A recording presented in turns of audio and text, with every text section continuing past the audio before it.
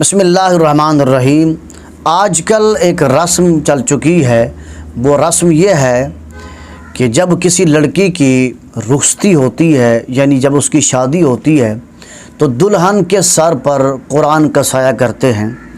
تو یہ ہم سے سوال پوچھا گیا ہے کہ اس کی شرعی حیثیت کیا ہے؟ دیکھیں، اس کا جواب یہ ہے کہ رخصتی کے وقت دلہن کے سر پر قرآن کا سایہ کرنا محض ایک رسم ہے، شریعت میں اس کی کوئی حیثیت نہیں ہے۔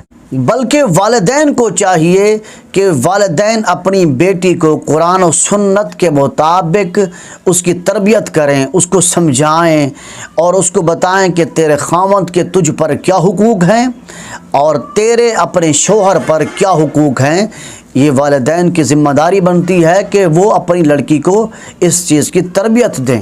ہم قرآن و سنت کے مطابق اپنی لڑکی کی، اپنی بیٹی کی تربیت نہیں کرتے، اس کو تعلیم نہیں دیتے، بس یہ کرتے ہیں کہ جب اس کی شادی ہوگی، رخصتی ہوگی، بس اس کے سر پر قرآن کا سایہ کریں گے۔ اور ہوتا یہ ہے کہ اوپر قرآن کا سایہ ہوتا ہے اور نیچے سے اس کی بہنیں، اس کی نندیں اور اس کی والدہ لڑکی کو کہہ رہے ہوتے ہیں جا کر اپنے خاوند کو دبا کے رکھنا، اپنی ساس کو اس طرح کر کے رکھنا، اپنے سسر کو یہ دبا کے رکھنا، گھر میں تم نے آرڈر چلانا ہے، گھر کی تم بڑی بڑھ جانا، وغیرہ وغیرہ۔ اور یہ ہماری تربیت ہو رہی ہوتی ہے، اور ہوتا کیا ہے، سر پہ قرآن ایسے ہی، یہ رسم ہے، شریعت میں اس کی کوئی حیثیت نہیں۔ عرب کی ایک خاتون تھی جو عالمہ فاضلہ تھی، جب اس نے اپنی لڑکی کی شادی کی تو شادی سے قبل، رخصتی سے قبل جو اس نے اپنی بیٹی کو نصیحتیں کی تھیں، ان نصیحتوں میں سے میں چند نصیحتیں پیش کر دیتا ہوں۔ والدین کو چاہیے کہ وہ یہ نصیحتیں سن کر ان نصیحتوں پر عمل کریں، اپنی بیٹی کو تربیت دیں، بتائیں۔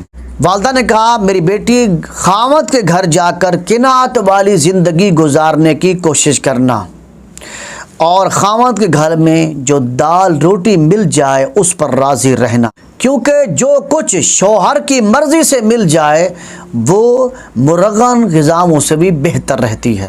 اور اس کی دوسری نصیحت یہ تھی کہ میری بیٹی، اپنی زینت کو، اپنے حسن و جمال کو کسی دوسرے مرد پر ظاہر نہ کرنا، صرف اپنے خاوند کے لیے یہ اہتمام کرنا۔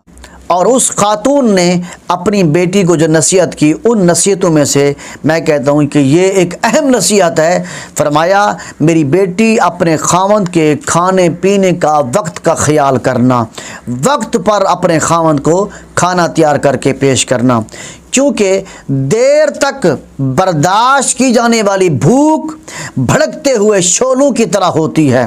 اور اس خاتون کی ایک نصیحت یہ بھی بہت اہم ہے کہ میری بیٹی، اپنے خاوند کی آرام کرنے اور نیند پوری کرنے کے اوقات میں سکون کا ماحول پیدا کرنا، کیونکہ نیند ادھوری رہ جائے تو طبیعت میں غصہ اور چڑچڑاپن آ جاتا ہے۔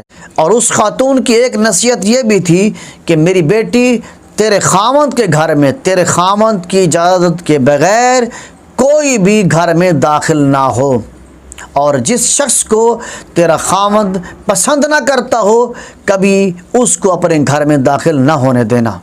یہ وہ چند نصیحتیں ہیں جو ایک نیک دل خاتون نے اپنی بیٹی کو رخصتی سے قبل یہ نصیحتیں کی تھی۔ لیکن ہمارا حال کیا ہے کہ ہم زندگی میں کبھی ایک دن بھی قرآن و سنت کے مطابق اپنی بیٹی کی تربیت نہیں کرتے۔ بس جب رخصتی ہوتی ہے تو سر پر قرآن کا سایہ ہوتا ہے، اور نیچے جو زندگی اس کی گزری ہے وہ قرآن کے خلاف گزری ہوتی ہے۔ یہ رسمیں ہیں، ہمیں چاہیے کہ ہم قرآن و سنت کی تعلیم دیں، نہ کہ صرف سایہ کریں۔ یہ ایک عمل بتانا چاہتا ہوں کہ جب لڑکی کی رخصتی ہو، والد محترم یا والدہ محترمہ لڑکی کی رخصتی کے بعد اپنے گھر میں پڑھ لیں۔ یہ قرآن مجید کی صورت ہے، اس کو پڑھیں، انشاءاللہ بچی کا مستقبل بھی اچھا ہوگا، میاں بیوی کی محبت بھی رہے گی، کبھی بھی درمیان میں کوئی دراڑ پیدا نہیں ہوگی جس سے ان کا گھر ٹوٹ جائے، انشاءاللہ اس سے بچے رہیں گے۔ تو وہ عمل یہ ہے کہ والد محترم یا والدہ محترمہ لڑکی کی رخصتی کے بعد ایک مرتبہ سورۃ یوسف اپنے گھر میں پڑھ لیں، یا اگر والد یا والدہ نہیں پڑھ سکتے تو لڑکی کی بہن پڑھ سکتی ہے، لڑکی کا بھائی بھی پڑھ سکتا ہے۔ تو یہ سورۃ یوسف پڑھ کر اس بچی کے اچھے مستقبل اور میاں بیوی کے درمیان محبت قائم رکھنے کے لیے اللہ کی بارگاہ میں دعا کریں۔ انشاءاللہ سورۃ یوسف کی برکت سے کبھی بھی میاں بیوی کے درمیان میں جھگڑا فساد نہیں ہوگا اور ان کی ہمیشہ محبت قائم رہے گی۔